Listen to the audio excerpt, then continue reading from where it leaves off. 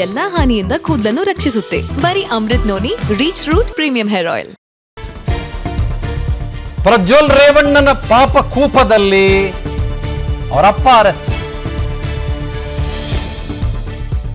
ಈ ದಾರಿ ತಪ್ಪಿದ ಮಗನಿಂದ ತಂದೆಗೂ ಕಳಂಕ ಅಂಟ್ಕೊಂಡು ಹೊಳೆನರಸೀಪುರದ ಜೆಡಿಎಸ್ ಶಾಸಕನನ್ನ ಅರೆಸ್ಟ್ ಮಾಡಿದ್ದಾರೆ.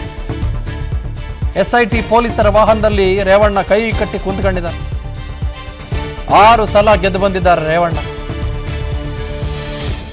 ಅಪ್ಪ ದೇವೇಗೌಡರ ಕ್ಷೇತ್ರ ಹೊಳೆನರಸೀಪುರದಿಂದ ಗೆಲ್ತಾ ಇದ್ರು, ಅನ್ಡಿಸ್ಪ್ಯೂಟಬಲ್. ಅವ್ರ ಮಗ ನೋಡಿದ್ರೆ ಹಾಸನದ MP, ಮೆಂಬರ್ ಆಫ್ ಪಾರ್ಲಿಮೆಂಟ್. ಆದ್ರೆ ಆಮೇಲೆ ಗೊತ್ತಾಯ್ತು ಮಹಾಪೋಲಿ ಅಂತ. ಏನ್ ಮಾಡ್ತೀರಿ, ಎಲ್ಲ ಹೊರಗೆ ಬಂತು. ಬೇರೆ ಬೇರೆ ರೀತಿಯಲ್ಲಿ ಬೇರೆ ಬೇರೆ ಹಂತಗಳಲ್ಲಿ ಇವರ ವಿರುದ್ಧ ನೂರಾರು ಆರೋಪಗಳು ಅವಾಗ ಕೇಳಿ ಬರ್ತಾನೆ ಇತ್ತು. ಈಗ ಇದೇ ರೇವಣ್ಣನವರು ಅರೆಸ್ಟ್ ಆಗಿದ್ದಾರೆ. ಈ ಕಿಡ್ನ್ಯಾಪ್ ಮಾಡಿಬಿಟ್ಟು ಒಬ್ಬ ಹೆಣ್ಮಗಳನ್ನ, ಅದು ಏಪ್ರಿಲ್ 29ನೇ ತಾರೀಕು, ಆ ಹೆಣ್ಮಗಳು ದೂರು ಕೊಟ್ಟು ಬಿಡ್ತಾಳೆ ಅನ್ನೋ ಕಾರಣ ಕಿಡ್ನ್ಯಾಪ್ ಮಾಡಿಬಿಟ್ರಂತ್ರಿ. Can you believe this? ಎಲ್ಲಪ್ಪ ಮಗ ಪ್ರಜ್ವಲು, ವೇರ್ ಆರ್ ಯು? ಈಗ ಬರ್ಬೇಕಲ್ಲನಪ್ಪ. And you have serious offences against you man. ಗೊತ್ತಿಲ್ಲ ಅದು ಪ್ರೂವ್ ಆಗ್ತದೋ ಪ್ರೂವ್ ಆಗ್ಲಿಕ್ಕಿಲ್ವೋ ಗೊತ್ತಿಲ್ಲ, ಬಟ್ ಕೃತ್ಯಗಳು ನಡೆದು ಹೋಗಿರೋದು ಅದೆಲ್ಲ ರಿಕಾರ್ಡ್ ಮಾಡ್ಕೊಂಡಿರೋದು ತಾವು, ಅದೆಲ್ಲದರ ಬಗ್ಗೆ ಸ್ಪಷ್ಟತೆ ತಾವೇ ಕೊಡಬೇಕಲ್ಲ.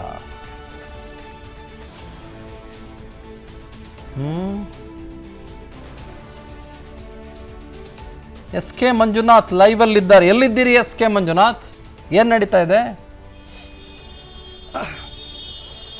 ಚಂದ್ರಶರ್ಮ, ಸದ್ಯಕ್ಕೆ ನಾನು ಏನು SIT ಕಚೇರಿ ಇರ್ತಕ್ಕಂಥ CID ಘಟಕದ ಮುಂದೆ ಇದ್ದೇನೆ.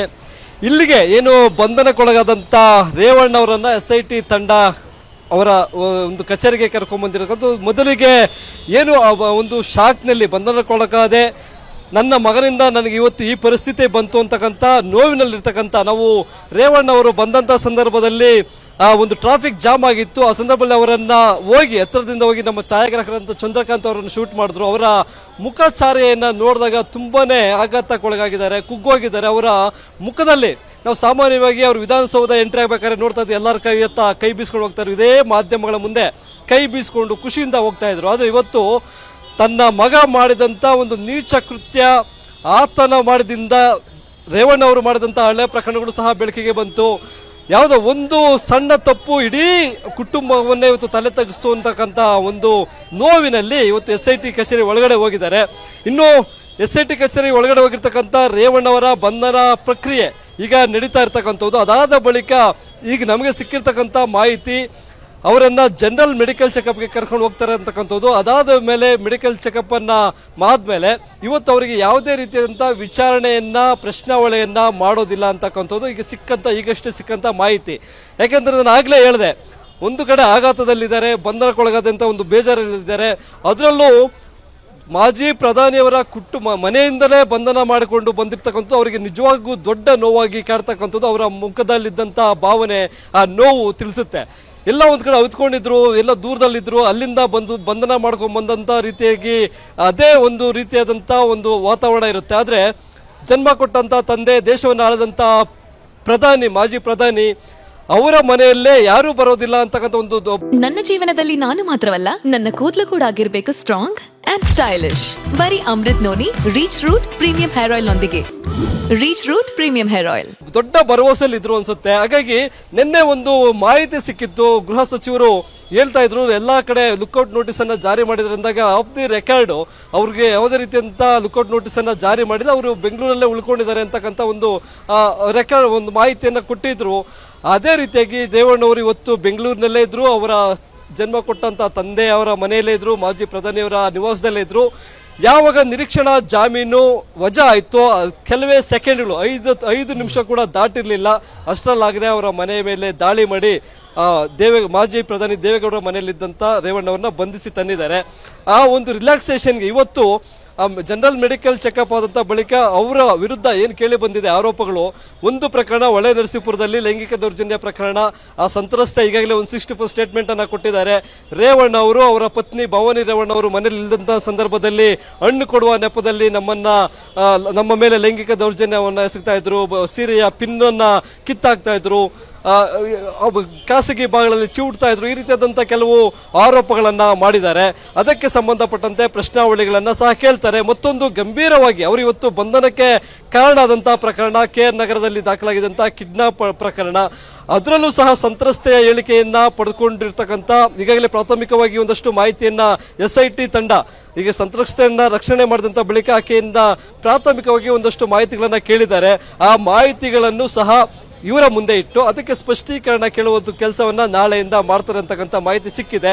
ಈಗ ಅಷ್ಟೇ ಇನ್ನು ಇಲ್ಲಿ ನಾವು ನೋಡ್ತಾ ಇದ್ದೀವಿ CID ಕಚೇರಿಯ ಮುಂದೆ ಸಾಕಷ್ಟು ಪೊಲೀಸರನ್ನ ಭದ್ರತೆಗಾಗಿ ನಿಯೋಜನೆ ಮಾಡಿದ್ದಾರೆ. ಮೊದಲೇ ಅವರು ಬಂಧನ ಆದಂಥ ಸುದ್ದಿ ಕೇಳಿ ಹೈಗ್ರೌಂಡ್ ಪೊಲೀಸರು ಮಾತ್ರ ಇಲ್ಲಿ ಒಂದು ಭದ್ರತಾ ಕೆಲಸಕ್ಕೆ ನಿಯೋಜನೆಗೊಂಡಿದ್ರು. ಈಗ ಹೆಚ್ಚುವರಿಯಾಗಿ 2 KSRP ತುಕಡಿಗಳನ್ನ CID ಘಟಕದ ಮುಂದೆ ನಿಯೋಜನೆ ಮಾಡಿದ್ದಾರೆ ಭದ್ರತೆಗಾಗಿ. ಯಾಕೆಂತಂದ್ರೆ ಇಲ್ಲಿ ಒಂದು ಕಡೆ ಅವರನ್ನ ಬಂಧನ ಮಾಡಿಲ್ಲ ಅಂತಕ್ಕಂಥ ನಿಟ್ಟಿನಲ್ಲಿ ಕಾಂಗ್ರೆಸ್ನ ಮಹಿಳಾ ಘಟಕದ ಕಾರ್ಯಕರ್ತರು ಪ್ರತಿಭಟನೆಯನ್ನ ನಡೆಸ್ತಾ ಇದ್ರು.